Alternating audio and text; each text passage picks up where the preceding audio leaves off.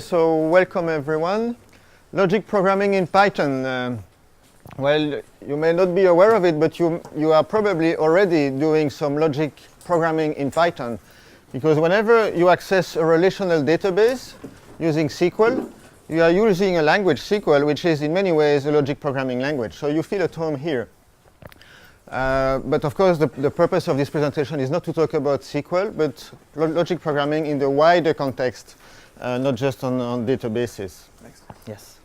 Just to give you a feel of what you can do in Python with the PyDatalog library that I'm developing. Here is a factorial definition. And as you can see, there's no ifs, no loops. It's just the plain mathematical definition. And if you go in Wikipedia, that's exactly the same definition that you will see. So that makes program very, very readable. And that's one of the advantages of PyDatalog. So what is logic programming, really? It's one of the three main programming paradigms. Of course, the most popular one is imperative and object-oriented, with languages like C and Smalltalk. The functional functional programming is typically Lisp and some other languages, like Haskell. And logic programming, at the top of my slide, is represented by Prolog, but also languages like SQL. And Python, in this schema, can be positioned here, in the sense that it has a lot of imperative language. It's object-oriented and imperative. But it has also some functional capabilities with the functools library, but it doesn't have any logic programming capabilities today, except with the PyDatalog library. And the point of this is that with this addition to Python, you have a wider range of techniques that you can use in your program and have more fun using it. So you would use logic programming for exactly the same reason as you are using Python. If you have fun writing in Python, you'll have fun also writing in logic programming. Why? Because you can be very productive. A typical logic programming program would be shorter than the equivalent Python program, and that makes you more productive. It's also more readable because you write at a higher level, at more at the business rule level, for example, more at a conceptual level. And you can also place your logic statements in any order. And so you can follow actually your stream of thought rather than the sequence that the computer is asking in imperative languages. So again, that makes your program more readable. And all that is possible because logic programming is based on AI techniques, artificial intelligence techniques, and that also helps you be more productive. And why doing logic programming in Python? To benefit from the Python infrastructure and the nice and easy to learn language. So you can, by using PyDatalog, you have access to the full library of Python, which makes things very easy. And you can, with SQL Alchemy, access many, many different types of databases. So let's look at some, what does a logic programming program looks like? This is what you would see in a Prolog program. You have some statements that says that condition 1 is true if the first argument is 1. And condition 2 is true if the arguments are 1 and 4. This is what is called asserting a fact. It's just entering some data in the knowledge base. You can also define some predicates using a clause. And you read this as saying that to prove that x and y, that predicate with argument x and y is true, you have to check that condition 1 is true for x and condition 2 is true for x and y. That's a way to write very general business rules or logic rules. And how do you use it interactively? You can query the predicates with some arguments, and because this is a 4 here, it will look at 4. It will insert 4 in all the rules here, and go back to the condition or the facts that were asserted to find the answer. So, yeah, you can go. Yeah. So in a PyDatalog program will follow exactly the same structure, except for some small syntactic changes. Like we use this symbol for that reads if, and this is the and you have to use a print to actually print the answer. But that's really within a Python program, so you can really mix your traditional programming with a logic programming sentence. And that is possible, yes, thanks to the PyDatalog library. And this function here, create terms, that gives to these words, I forgot to put some, there should be some quotes around the string there, the list of names. But it gives to those words the logic programming capability and it gives you the option to use them in logic clauses. So here is some sample. See here I put the quotes, that there should be some quotes like this on the previous slide. Let's give some examples. This is a program to give you all the square roots of integers that are below 3. And this is the actual program there. The squares of x and y is true if x is in the range 1 to 10. 0 to 10, sorry, 0 to 9. Y is the square root of x, and y is below 3. And then you can query it with different arguments here, x and y, 3y, or x2, and it will give you the list of possible values, if any, that satisfy the conditions. The last, I mean, this typically you could also write in SQL, right? I mean, if you had a table of integers, it would be very easy to translate this. This is to show that SQL and logic programming are quite similar. Yep. The nice thing is you see here that you can use the predicates with different inputs and outputs. 3 is an input, y is the output of your query. And with the same sentence, you have the same clause. You can use the same logic in many different ways. That's what I call input-output polymorphism, and that makes again your program shorter because you don't have to write the equivalent of this depending on whether x is an input or y is an input. The program will do it for you. So that makes for shorter programs.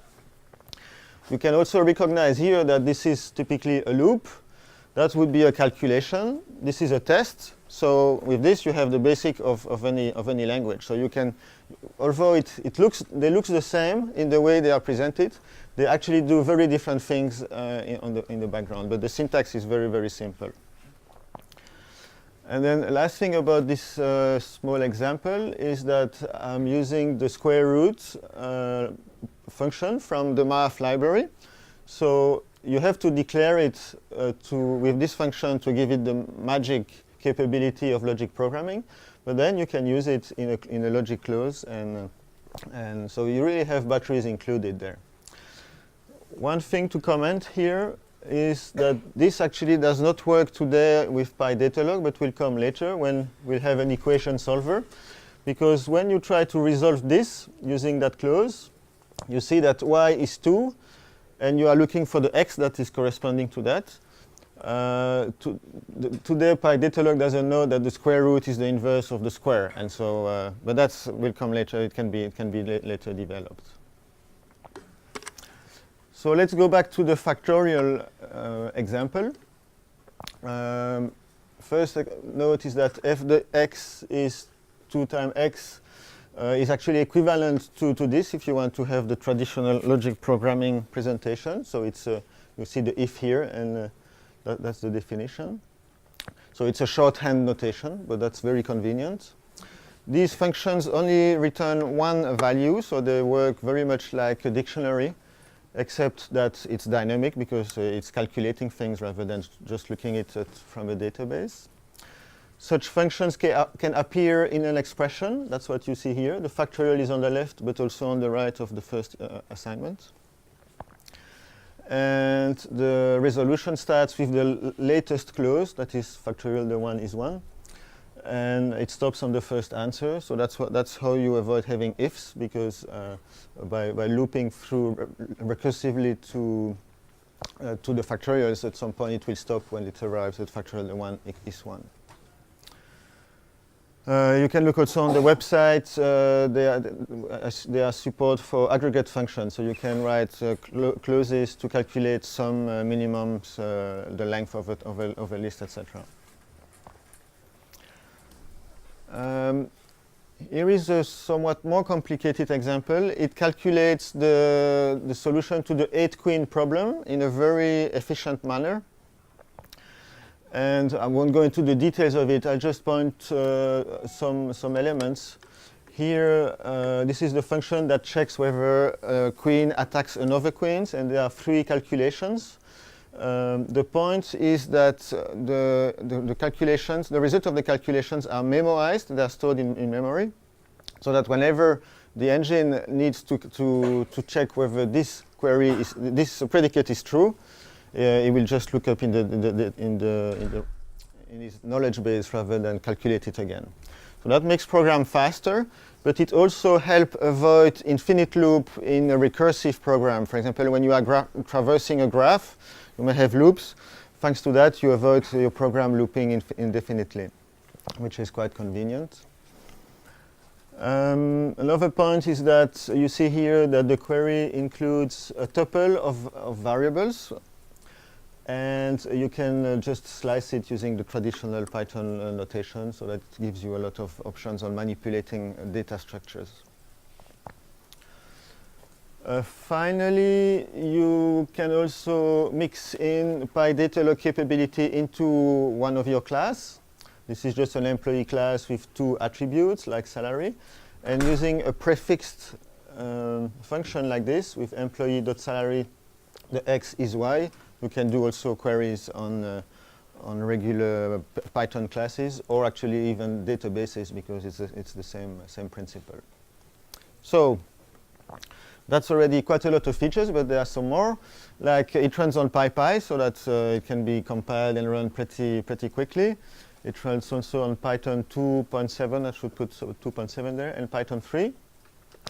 You can define some predicates in pure Python, so that you can really mix logic programming and Python again in many different ways.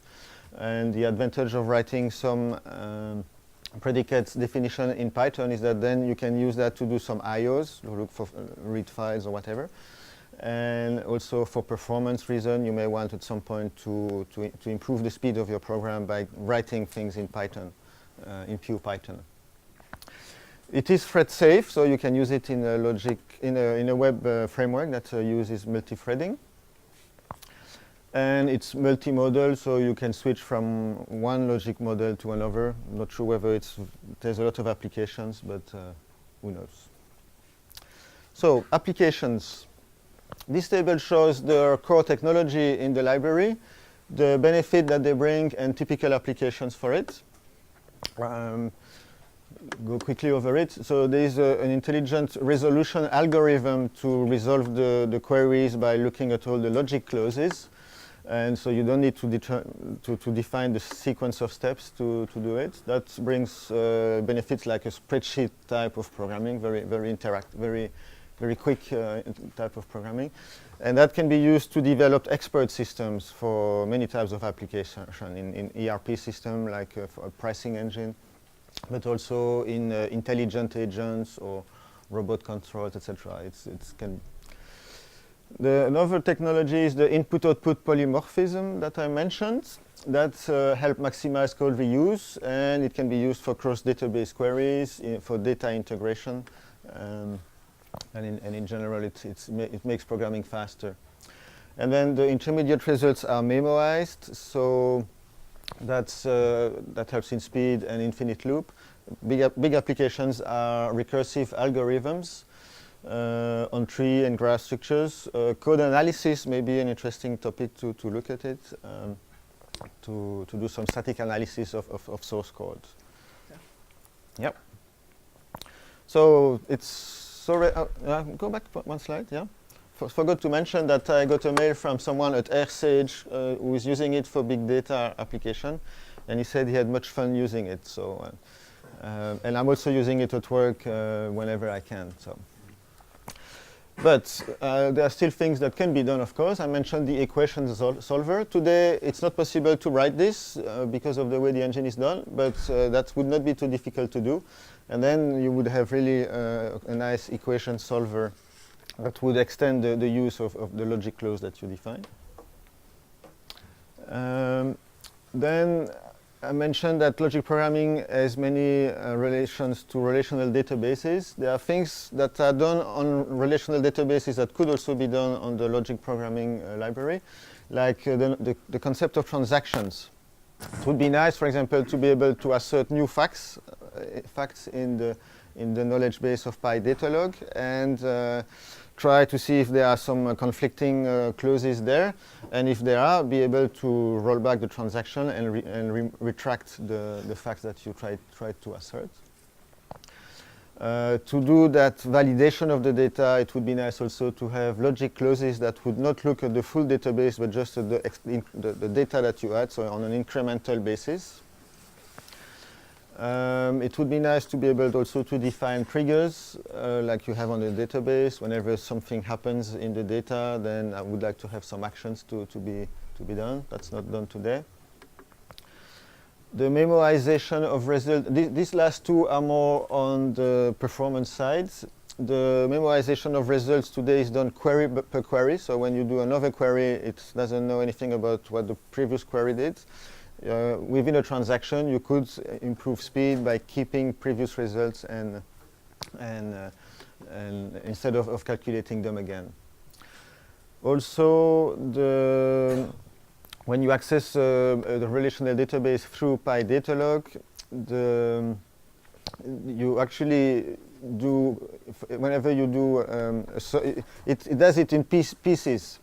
And it would be more efficient to translate your logic query directly into a SQL statement and get the work done at the server side rather than on the client side.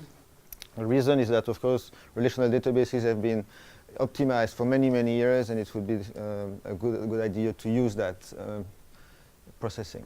These are just ideas, so if you have more ideas, let me know. I would be more than happy to look at it. Last thing, once all the functionality are well developed, it would be good to look at performance and to optimize some of the code in the engine to run in C and compiled, so that would be much faster. And also, an area of interesting research would be to translate the logic clause that you give into a multi-threaded program. Because this is declarative and the program, the engine sequences the steps to resolve it, it could have the intelligence also to distribute the work on different machines or cores to improve speeds. So that would be quite interesting. And I think that's it. I'll be happy to take questions. If you see someone with a funny hat later today, come to him and talk to him about PyDatalog. He will be very happy to get your feedback. So with this, thank you for your attention.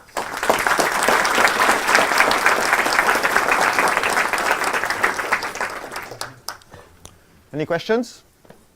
Yes? How do you typically write and reverse statements? Is there a kind of log-free mechanism? Right. Indeed. So what you can do in a clause, you can do a special. You can use message boxes where you display or log the type of parameters that the function has. You can also activate a logging flag that will then use the logging functionality of PyDatalog and write either to the console or to a file. So yeah, it's possible.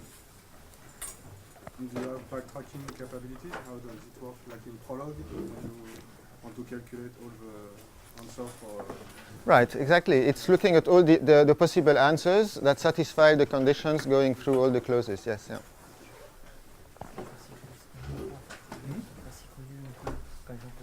Ah, pardon, okay. Yes? If you repeat the question when someone asks a question. Right, yeah. That's not a question for Mike, but if someone asks you a question, could you first repeat Sure. to the rest of the audience? The last one I didn't hear for you. Yeah, the last question was whether you had also, the PyDatalog library had backtracking in the same way as Prolog does. And indeed, the PyDatalog capability has the capability to look at a query and provide all the answers, looking at all the options that are available. Yes?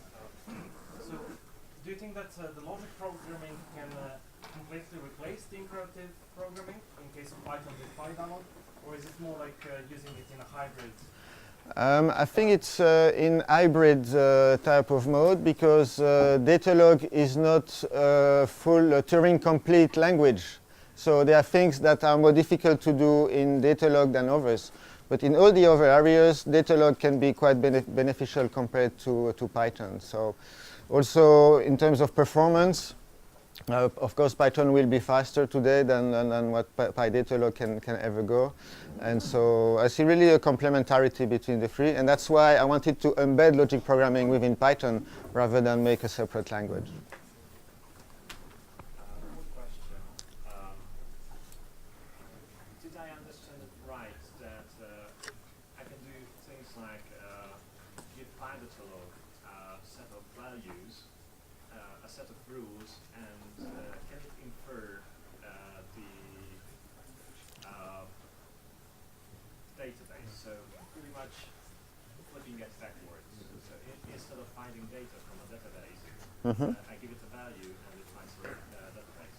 Can I do that? Yeah, yes. Well, it does not write to a relational database, right? It has its own knowledge base internally.